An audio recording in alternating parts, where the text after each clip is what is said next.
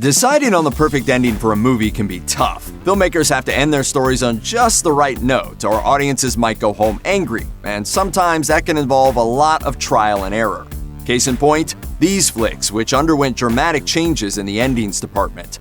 Die Hard with a Vengeance finds John McClane going toe-to-toe with Simon Gruber, a riddle-loving terrorist with a grudge. After dropping a bunch of bombs and brain teasers, McClane discovers that Gruber is actually more interested in stealing $140 billion in gold bullion than blowing anything up. So along with his reluctant sidekick, Zeus Carver, McClane tracks Gruber down, but finds himself in a tricky situation when the bad guy gets both a machine gun and a helicopter. Thinking on his feet, McClane shoots a power line and the falling cables bring down Gruber's chopper, and that's it. For most fans of the franchise, it lacks the satisfying personal touch that made the showdown in the first Die Hard so memorable. But that's not for lack of trying. In the original ending, Gruber escapes to Europe with all the gold, where he's living the easy life when an angry McClane shows up. In this version, McClane has been kicked off the force as the feds suspect him of helping Gruber. But now the ex-cop wants revenge. He puts a Chinese rocket launcher, one missing the directional arrows, on the table between them, and he starts asking Gruber questions. The terrorist doesn't know which way the weapon is aiming, and when he finally gets a riddle wrong, he's forced to pull the trigger. You sure? Oh, yes. Unfortunately for Gruber, it's aimed straight at his chest, and boom goes the terrorist. It was a pretty epic ending, but according to screenwriter Jonathan Hensley, the studio thought it was, quote, too cruel. Admittedly, it would have been a dark move for McClane, but it does make a somewhat more satisfying showdown. Starring Michael Douglas and Glenn Close, Fatal Attraction was a massive hit when it was released in 1987. It was the second highest grossing film that year, picked up 6 Oscar nominations, and introduced audiences to Alex Forrest, the 7th best villain of all time according to the American Film Institute. However, this thriller might not have been so popular if the filmmakers had stuck with the original ending. If you're not familiar with the plot, Fatal Attraction is about a married man named Dan Gallagher who has an affair with the aforementioned Alex Forrest. When he tries to end the relationship, Alex goes a little psycho and attempts to murder Dan's wife. Before she can do the deed, Dan tries to drown her in a bathtub, and then his wife finishes Alex off. It's a violent climax to a twisted thriller, and audiences ate it up. However, the original finale was far kinder to Miss Forrest. In this alternate ending, Dan is framed for murder, but Alex eventually writes a letter that frees him from blame. Alex Forrest is dead. I'm sorry, your husband's under arrest. Test audiences were appalled. They wanted blood, and even though Close and director Adrian Lyne were opposed to changing the ending, Paramount executive Ned Tannen ordered the filmmakers, quote, to terminate the with extreme prejudice. Released in 2017, Happy Death Day tells the story of Tree, a college student caught in a Groundhog Day-style time loop. Of course, Tree's predicament is a lot worse than being stuck in a sleepy Pennsylvania town with Ned Ryerson. She's being stalked by a masked killer, and every time she dies, her day starts over, and she has to face the mysterious murderer yet again. Eventually, Tree realizes the killer is, spoiler alert, her sorority sister Lori, and after eating a poisoned cupcake, she defeats Lori and breaks the loop. It's a satisfying ending, but the flick's original finale wasn't quite as hopeful. In this alternate version, Tree is actually murdered in the final few seconds by the wife of the professor she was having an affair with. The film implies she'll be stuck in the time loop for a long, long time. Did you really think you'd get away with screwing my husband? You gotta be kidding me. Test audiences hated it. Director Christopher Landon explained to Cinema Blend, audiences were like, wait, she did all this hard work and made all these changes and she's a better person now, and then you kill her again? On top of all that, Landon originally intended for there to be 2 killers, Lori and Gregory Butler, the Professor Tree was messing around with. But at the end of the day, he went with just one villain and made sure that Tree would never get caught in a time loop again. Until part 2, anyway.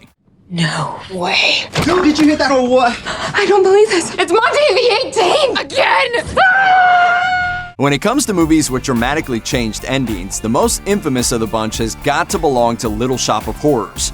Directed by Frank Oz, this musical finds Rick Moranis playing Seymour, a geeky florist in love with his blonde bombshell of a coworker, Audrey. In his quest to impress her, Seymour begins raising a Venus flytrap he names Audrey 2. But as Seymour quickly discovers, this is no normal plant. Not only can this thing talk, it also feeds on human blood, and it gets bigger with every meal. A couple of corpses later, Audrey 2 is gigantic and plans on devouring Seymour and his lady love.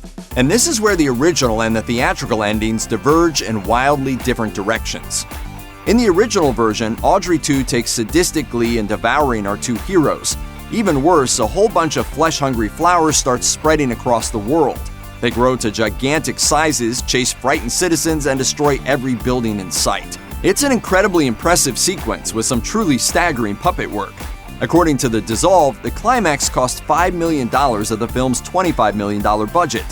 But when Little Shop was screened for test audiences, as Oz put it, quote, "The theater became a refrigerator, an icebox." Audiences went icy cold the moment Audrey 2 ate Seymour and his hapless girlfriend. So the filmmakers scrapped the plant-pocalypse and let the two heroes live happily ever after. That is, if they managed to ignore this little guy right here. The Evil Dead franchise isn't known for its upbeat endings. The first movie finds Ash Williams dragged off by a demon, and Evil Dead 2 sends our screaming hero back to the Middle Ages. Army of Darkness, on the other hand, ends on a much happier note. After defeating an army of spirits and skeletons, Ash escapes the Dark Ages by drinking a potion and saying some magic words. He winds up back in the modern day working at a department store and killing one last deadite that hitched a ride into the future.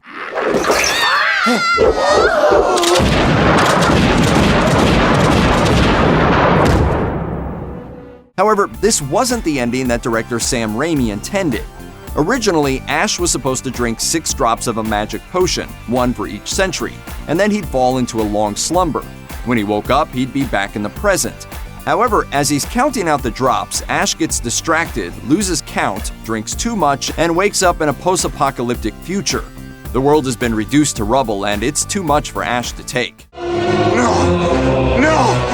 I slept too long! Universal Pictures wasn't crazy about this grim ending, so Raimi gave us the epic S-Mart battle instead. Granted, the alternate finale is more in line with the nihilistic tone of the series, but watching Ash go full John Wayne on a deadite is pretty awesome, so we're not complaining about studio interference this time.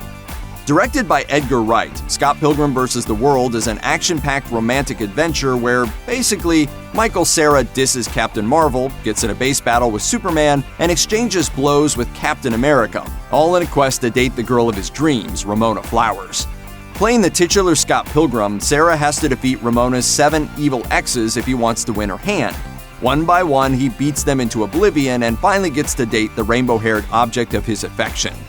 Sadly, that means he leaves his ex-girlfriend, Knives Chow, but she seems okay with Scott's choice. I'm too cool for you anyway. Chow knives. Go. In the original ending, however, things took a very different turn after Scott beats Ramona's final boyfriend, Gideon, and the film culminated in Ramona walking off into the distance as Scott and Knives rekindled their romance. Well, I'm buying stuff. Yeah, and stuff. Evidently, this was so controversial that people at test screenings actually started arguing about it, so the filmmakers used their one-up to start over and film a new ending. A third possible ending would have made fans lose their minds. Wright briefly considered a last-minute twist where we learn everything that had just happened was part of Scott's deranged fantasy, and that the slacker was actually a serial killer who just murdered 7 innocent people.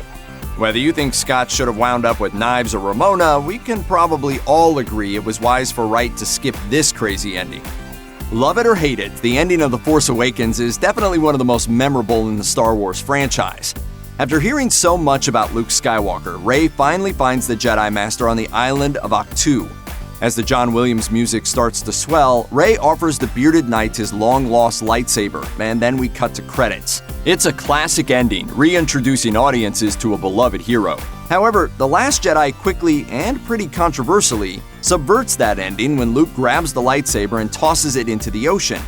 After making a grave mistake involving his nephew Kylo Ren, Luke has been trying to cut himself off from the Force, hoping the Jedi Order will die with him. Interestingly, this character arc ends up changing the original ending of The Force Awakens, as J.J. Abrams had initially intended to end his film with the Jedi Knight showing off his otherworldly powers. According to Mark Hamill, The Force Awakens was supposed to end with Rey discovering Luke on Ahch-To, where he would be surrounded by floating boulders, no doubt a cool nod to The Empire Strikes Back. However, before The Force Awakens hit theaters, Hamill was reading The Last Jedi script and realized The Force Awakens ending didn't match up with Jedi's new direction. So he called up the filmmakers to see what was happening. Fortunately, the folks at Lucasfilm had picked up on the problem and altered the ending before the film hit theaters. Loki's death in Avengers: Infinity War sparked a lot of controversy among Marvel fans, but this wasn't the first time the God of Mischief had met his maker. In the original cut of Thor: The Dark World, Loki is actually killed in his battle with Algrim, the monstrous elf with a bad attitude. So when Thor and Loki say their heartbreaking goodbyes, the one so hysterically parodied in Thor Ragnarok, Sorry, I tried to rule Earth.